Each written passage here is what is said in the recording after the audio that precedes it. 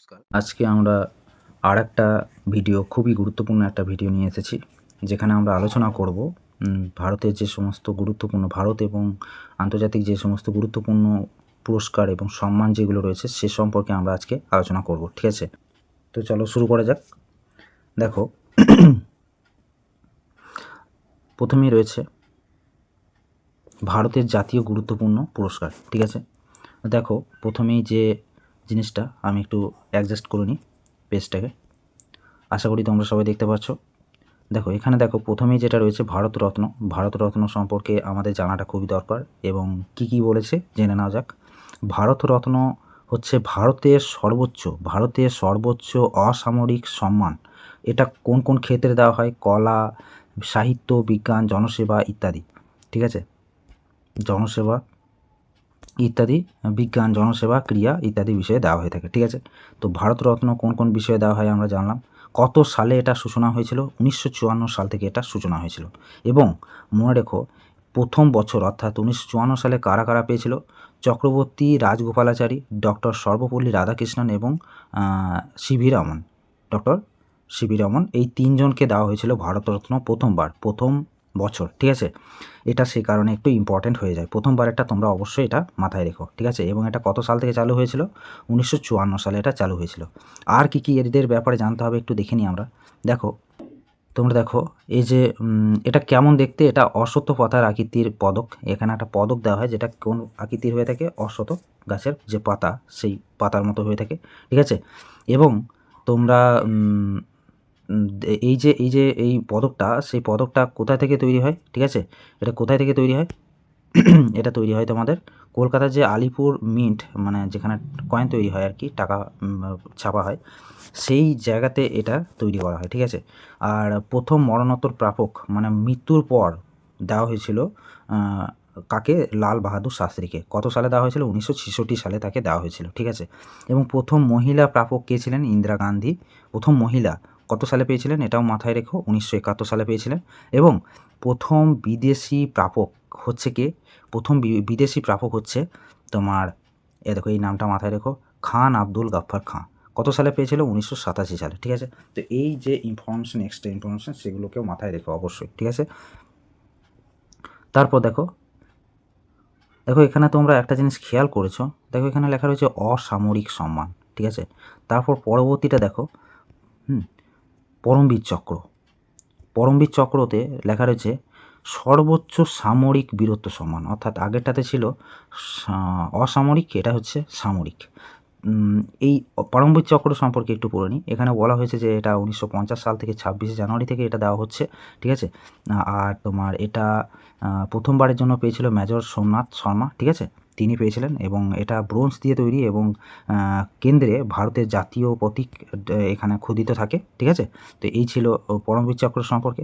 এবারে দেখো এই যে সামরিক সম্মান, তারপরে এই যে সম্মান, অসামরিক সম্মান, এই জিনিসগুলো একটু ভালো করে আমরা বুঝিয়ে দিই। দেখো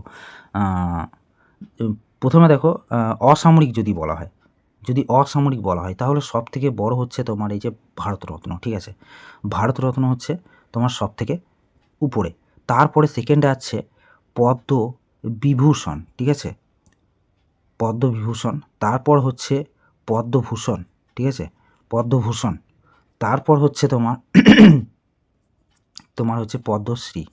ঠিক আছে, তাহলে এটা হয়ে গেল কি? এটা হয়ে গেল সর্বোচ্চ, এটা দ্বিতীয় সর্বোচ্চ, তৃতীয় সর্বোচ্চ, চতুর্থ সর্বোচ্চ। ঠিক আছে, এটা হচ্ছে কোন ক্ষেত্রে? এটা হচ্ছে অসামরিক ক্ষেত্রে। তাহলে অসামরিক ক্ষেত্রে সর্বোচ্চ হচ্ছে ভারতরত্ন, দ্বিতীয় সর্বোচ্চ হচ্ছে তোমার পদ্মবিভূষণ, তৃতীয় সর্বোচ্চ হচ্ছে পদ্মভূষণ, আর চতুর্থ সর্বোচ্চ হচ্ছে তোমার পদ্মশ্রী। ঠিক আছে, তো এইটা হয়ে গেল অসামরিক। সামরিকের ক্ষেত্রে একটু দেখে নিই। দেখো সামরিক ক্ষেত্রে কী ধরনের অ্যাওয়ার্ড দেওয়া হয় সেটা একটু আমরা এখানে দেখে নেব। সামরিক ক্ষেত্রে যে ধরনের অ্যাওয়ার্ডগুলো দেওয়া হয় সেগুলোকে বলা হয় গ্যালেন্ট্রি অ্যাওয়ার্ড। ঠিক আছে, তো এটা দেওয়া হয় তোমার ওয়ার টাইমে একটা দেওয়া হয়, এটা পিস টাইমে একটা দেওয়া হয়। ঠিক আছে, এবারে হচ্ছে ওয়ার টাইমে যেটা দেওয়া হয় সেটা হচ্ছে পরমবীর চক্র, মহাবীর চক্র আর বীর চক্র। ঠিক আছে, পরমবীর চক্র, মহাবীর চক্র, আর একটা হচ্ছে বীর চক্র।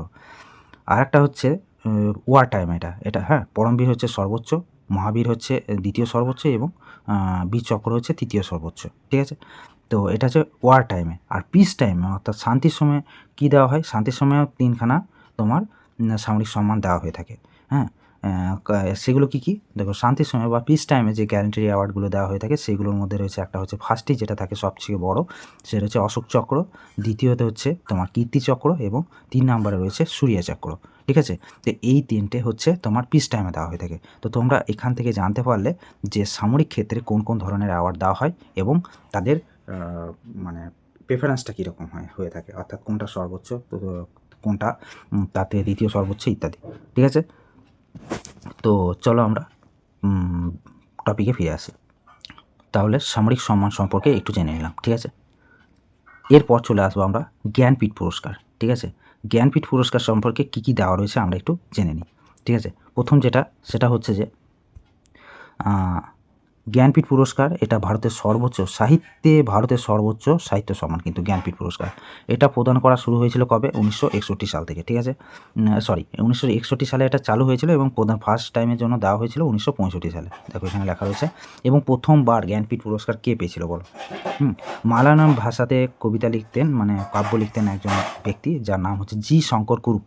তিনি কিন্তু প্রথমবারের জন্য মালায়ালাম ভাষাতে জ্ঞানপীঠ পুরস্কার পেয়েছিলেন। যে এটা আমাদের প্রথম বাঙালি যদি বলা হয়, যে প্রথম বাঙালি কে হয়েছিল, মানে জ্ঞানপীঠ পুরস্কার পেয়েছিল, তখন তুমি বলবে তারাশঙ্কর বন্দ্যোপাধ্যায়। তারাশঙ্কর বন্দ্যোপাধ্যায় কত সালে পেয়েছিল? তারাশঙ্কর বন্দ্যোপাধ্যায় পেয়েছিল 1966 সালে। ঠিক আছে, এবং যদি বলা হয় প্রথম মহিলা এবং বাঙালি যিনি পেয়েছিলেন, জ্ঞানপীঠ পুরস্কার পেয়েছিলেন, প্রথম মহিলা আর প্রথম বাঙালি মহিলা দুটোই কিন্তু একই উত্তর হবে। ঠিক আছে, কারণ প্রথম যে মহিলাটা পেয়েছিলেন তিনি হলেন আশাপূর্ণা দেবী এবং তিনি নিজে একজন বাঙালি ছিলেন। ঠিক আছে, তো সেটা বাঙালি বলুক বা উল্লেখ থাক বা না থাক, তোমরা আশাপূর্ণা দেবীরই নাম বলবে। এবং তিনি কত সালে পেয়েছিলেন? 1976 সালে পেয়েছিলেন। এবং কোন কাজের জন্য তিনি পেয়েছিলেন? প্রথম প্রতিশ্রুতি, নামটা মনে রেখো, প্রথম প্রতিশ্রুতি উপন্যাসের জন্য তিনি পেয়েছিলেন। ঠিক আছে, তো এই ছিল মানে জ্ঞানপীঠ পুরস্কার বিস্তৃত বিবরণ একটা। ঠিক আছে, এগুলো মাথায় রাখতে হবে, কিন্তু যা যা তথ্য দিচ্ছি সব কিন্তু মাথায় রাখতে হবে। তারপর দেখো চলে এসো দাদা সাহেব ফালকে অ্যাওয়ার্ড। যেটা দাদা সাহেব ফালকে অ্যাওয়ার্ড, এটা চলচ্চিত্রের ক্ষেত্রে দেওয়া হয়ে থাকে এবং 1969 সাল থেকে এটা চালু হয়েছিল। প্রথম পেয়েছিল কে? দেবিকা রানী। এটা ভারতীয় চলচ্চিত্রের সর্বোচ্চ পুরস্কার কিন্তু এই দাদা সাহেব ফালকে পুরস্কার।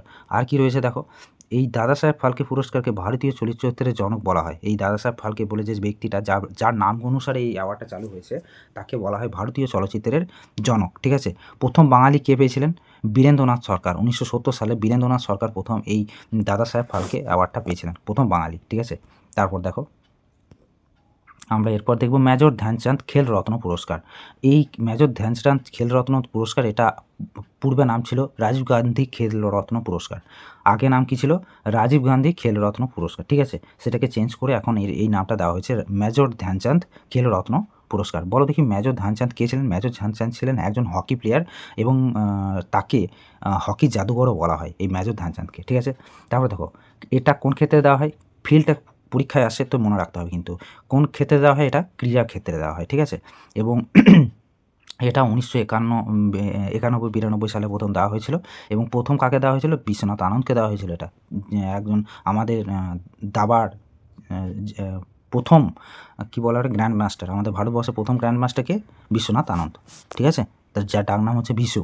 ঠিক আছে, পূর্ব নাম দেখো রাজীব গান্ধী খেলরত্ন পুরস্কার। 2021 সালে এটার নাম পরিবর্তন করা হয়। ঠিক আছে, আর প্রথম মহিলা প্রাপক হচ্ছে কর্ণা মালেশ্বরী। ভার উত্তোলনের জন্য তিনি এই অ্যাওয়ার্ডটা পেয়েছিলেন। ঠিক আছে, প্রথম মহিলা কে ছিলেন? কর্ণা মালেশ্বরী। তো এই ছিল তারপর দেখো আমরা এখান থেকে পড়বো যে অর্জুন পুরস্কার সম্পর্কে কি বলা হয়েছে। অর্জুন পুরস্কার খেলাধুলো সম্পর্কিত একটা ধারাবাহিক পারফরমেন্সের উপর ভিত্তি করে এখানে দেওয়া হয়ে থাকে এবং এটা 1961 সাল থেকে প্রথমবার দেওয়া হচ্ছে। মেনলিভাবে সেলিম দুরানি ইনি পেয়েছিলেন এবং সেটি ক্রিকেটে পেয়েছিলেন। ঠিক আছে, মানে ক্রিকেট খেলতেন তিনি।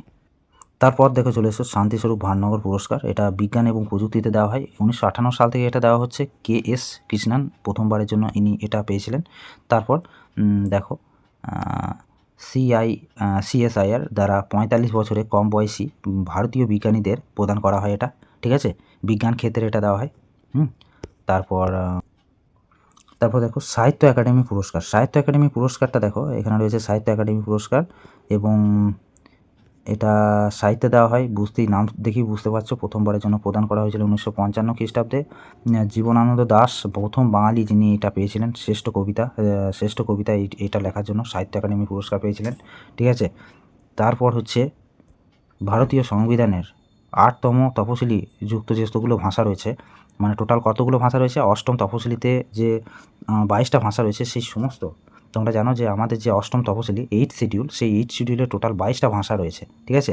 এই 22টা ভাষার মধ্যে সবগুলোতেই কিন্তু এই পুরস্কার দেওয়া হয়। এবং তার সাথে সাথে যেটা আরও দুটো এক্সট্রা ল্যাঙ্গুয়েজেও দেওয়া হয়, সেটা হচ্ছে ইংলিশে দেওয়া হয়ে থাকে এবং তার সাথে সাথে রাজস্থানীতেও দেওয়া হয়ে থাকে। এই দুটোতেও কিন্তু দেওয়া হয়, ঠিক আছে। তো মোট 24টা ভাষায় দেওয়া হয়। তারপরে দেখো এরপর আমরা পড়ব কি, দেখো এরপর আমরা আন্তর্জাতিক গুরুত্বপূর্ণ পুরস্কার যেগুলো, সেগুলোকে দেখে নেবো। ইন্টারন্যাশনালি কোন পুরস্কারগুলো দেওয়া হয়, এগুলো কিন্তু খুব গুরুত্বপূর্ণ। দেখো প্রথমেই রয়েছে নোবেল পুরস্কার পদার্থবিজ্ঞান, রসায়ন, চিকিৎসা, সাহিত্য, শান্তি, অর্থনীতি। টোটাল কটা বললাম? 6টা। এই 6টা বিষয় কিন্তু দেওয়া হয়ে থাকে, ঠিক আছে। 1901 সাল থেকে এটা চালু হয়েছে। অর্থনীতিতে মনে রেখো, শুধু কেবলমাত্র অর্থনীতিতে 1969 সাল থেকে দেওয়া হয়। বাকি সবগুলো কিন্তু 1901 সাল থেকে দেওয়া হয়। তাহলে বাকি সবগুলো 1901 সাল থেকে দেওয়া হয়, শুধুমাত্র অর্থনীতিটা দেওয়া হচ্ছে কত সাল থেকে? 1969 সাল থেকে, ঠিক আছে। প্রথম থেকে কিন্তু এটাকে দেওয়া হয়নি। তারপর দেখো প্রথম ভারতীয় প্রাপক কে ছিলেন? প্রথম ভারতীয় প্রাপক ছিলেন রবীন্দ্রনাথ ঠাকুর। 1913 সালে গীতাঞ্জলির জন্য তিনি এটা পেয়েছিলেন, ঠিক আছে। তারপর আর কি রয়েছে? নোবেল, দেখো এখানে কি রয়েছে, নোবেল শান্তি পুরস্কার নরওয়ে অসলো থেকে দেওয়া হয় এবং বাকিগুলো সুইডেনের স্টকহোম থেকে দেওয়া হয়। তাহলে এটা খুব ইম্পর্ট্যান্ট একটা ইনফরমেশন যে নোবেল শান্তি পুরস্কার কোথায় দেওয়া হয়? নরওয়ে থেকে দেওয়া হয় এবং নরওয়ের অসলো থেকে দেওয়া হয়, এবং বাকি যেগুলো রয়েছে শান্তি ছাড়া বাকি আদার্স যেগুলো রয়েছে সেগুলোকে কোথায় থেকে দেওয়া হয়? সুইডেনের স্টকহোম থেকে দেওয়া হয়, ঠিক আছে। তো এই কথাগুলোকে কিন্তু মনে রাখবে, ঠিক আছে। তারপর দেখো খুব ইম্পর্ট্যান্ট একটা পুরস্কার, সেটা হচ্ছে অস্কার অ্যাওয়ার্ড বিশ্ব চলচ্চিত্র ক্ষেত্রে দেওয়া হয়। সমস্ত গোটা বিশ্বে যত চলচ্চিত্র রয়েছে সেই সমস্ত চলচ্চিত্রের উপরে এই পুরস্কারটাকে দেওয়া হয়ে থাকে। এটাকে একাডেমি অ্যাওয়ার্ডও বলা হয়ে থাকে। অস্কার অ্যাওয়ার্ডের আসল নাম হচ্ছে একাডেমি অ্যাওয়ার্ড, ঠিক আছে। এটা 1929 সালে এটা প্রথম দেওয়া হয়েছিল। ভানু আথাইয়া আমাদের ভারতীয় প্রথম 1983 সালে গান্ধী ছবির কস্টিউম ডিজাইনের জন্য এটা পেয়েছিলেন, ঠিক আছে। দেখো সত্যজিৎ রায় 1992 সালে লাইফ টাইম অ্যাচিভমেন্ট অ্যাওয়ার্ডটা পেয়েছিলেন। তা দেখো এটা এই ভানু আথায়া পেয়েছিল ঠিকই, কিন্তু যে ক্যাটাগরিতে পেয়েছিল সেটা অতটা ইম্পর্ট্যান্ট ক্যাটাগরি ছিল না, ঠিক আছে। সেই ক্যাটাগরিটা কী ছিল? Costume designing. মানে বিভিন্ন যে অ্যাক্টরগুলো রয়েছে, অ্যাক্ট্রেস, তাদের যে কী ধরনের মানে কাপড় জামা তারা পরবে বা কীরকম তাদের মেকআপটা হবে, এই সমস্ত বিষয়গুলো যে বিবেচনা করে তাকে বলা হয় কস্টিউম ডিজাইনার। তো সেই ক্যাটাগরিতে ভানু আথায়া পেয়েছিল। কিন্তু আমাদের সত্যজিৎ রায় তিনি পেয়েছিলেন তোমার লাইফ টাইম অ্যাচিভমেন্ট ক্যাটাগরিতে। তো তিনি 1992 খ্রিস্টাব্দে লাইফ টাইম অ্যাচিভমেন্ট অ্যাওয়ার্ড পেয়েছিলেন। এই সালটাকেও তোমাদের মনে রাখাটা খুবই উচিত এবং এটা পরীক্ষাতেও খুব আসে, ঠিক আছে। চলো পরবর্তী অ্যাওয়ার্ডটা দেখে নিই। দেখো এটা খুব ইম্পর্ট্যান্ট পরেরটা, র্যামন ম্যাগসেসে পুরস্কার। এটা হচ্ছে জনসেবার ক্ষেত্রে দেওয়া হয়, সামাজিক নেতৃত্ব এবং সাংবাদিকতা, হ্যাঁ, জার্নালিজমের ক্ষেত্রেও কিন্তু এটা দেওয়া হয়ে থাকে। র্যামন ম্যাগসেসে অ্যাওয়ার্ড জার্নালিজম, ঠিক আছে, সামাজিক মানে সোশ্যাল যে ওয়েলফেয়ার মানে সেই সমস্ত নেতৃত্ব, তারপর তোমার জনসেবা, এই সমস্ত ক্ষেত্রে ফিল্ডগুলোতে দেওয়া হয়ে থাকে, ঠিক আছে। তো 1957 সালে এটা দেওয়া হয়, প্রথম প্রদান করা হয়েছিল 1958 সালে, মানে 57 সালে এটাকে তৈরি করা হয়। দেওয়া হচ্ছে কবে থেকে? এটা দেওয়া হচ্ছে 1958 সাল থেকে। এবং আমাদের কোন ভারতীয় প্রথম পেয়েছিলেন? মনে রেখো, আচার্য বিনোবা ভাবে প্রথম ব্যক্তি যিনি এটা পেয়েছিলেন। 1958 সালে প্রথম কাকে দেওয়া হয়েছিল? আচার্য বিনোবা ভাবে, আমাদের যে ভারতীয় তাকে দেওয়া হয়েছিল, ঠিক আছে। তারপর দেখো এখানে রয়েছে এটিকে, মানে এই র্যামন ম্যাগসেসে অ্যাওয়ার্ডকে ভারতের বা এশিয়ার নোবেল প্রাইজ বলা হয়ে থাকে। এশিয়ার নোবেল কাকে বলা হয়? এশিয়ার নোবেল বলা হয় র্যামন ম্যাগসেসে অ্যাওয়ার্ডকে, ঠিক আছে। এটা সম্পর্কে একটু জেনে নাও যে ফিলিপিন্সের প্রাক্তন রাষ্ট্রপতি কী নাম ছিল তার? Ramon Magsaysay. তার স্মৃতিতে এই অ্যাওয়ার্ডটাকে দেওয়া হয়ে থাকে, ঠিক আছে। তো এই ছিল এর হিস্ট্রি। তো এরপর আমরা দেখব ম্যান বুকার যে পুরস্কার, ম্যান বুকার প্রাইজ, সেটা সম্পর্কে। দেখো এটা সাহিত্যে দেওয়া হয়, ইংরাজি উপন্যাসের ক্ষেত্রে এটা দেওয়া হয়ে থাকে। 1969 খ্রিস্টাব্দ থেকে এটা দেওয়া হচ্ছে। এবং আমাদের কোন ভারতীয় প্রথম পেয়েছিলেন? প্রথম ভারতীয় যিনি পেয়েছিলেন তিনি হচ্ছেন যে অরুন্ধতী রায় এটা পেয়েছিলেন, 1997 সালে পেয়েছিলেন। হ্যাঁ, এটা দ্য স্মল থিংস বলে যা ইয়েটা, দেখো এখানে নিচে লেখা রয়েছে, একটু তাকাও, the God of Small things, এই বইটার জন্য তিনি পেয়েছিলেন। এবং এর সম্পর্কে আর কি বলা আছে দেখো, যে বলছে VS নাইপাল প্রথম ভারতীয় বংশোদ্ভূত বিজয়ী 1971 সালে প্রথম পেয়েছিল। কিন্তু সে কিন্তু ভারতীয় ছিল না, ভারতীয় বংশোদ্ভূত। ভারতীয় বংশোদ্ভূত মানে কিন্তু ভারতীয় বলাটা চলে না, ঠিক আছে? মানে তার যে রুট সেটা ভারতে রয়েছে, ঠিক আছে, ইন্ডিয়াতে রয়েছে, সেই জন্য তাকে ভারতীয় বংশোদ্ভূত বলা হয়ে থাকে, ঠিক আছে? তো এটা মনে রাখবে যে প্রথম ভারতীয়কে, তো অবশ্যই অরুন্ধতী রায়ের নামটা মনে রাখবে। Arundhati Roy, The God of Small Things বলা হয়। তার এই বইটা লেখার জন্য তিনি এই কী পেয়েছিলেন? ম্যান বুকার প্রাইজ পেয়েছিলেন, ঠিক আছে? তারপর দেখো পুলিৎজার প্রাইজ, ঠিক আছে?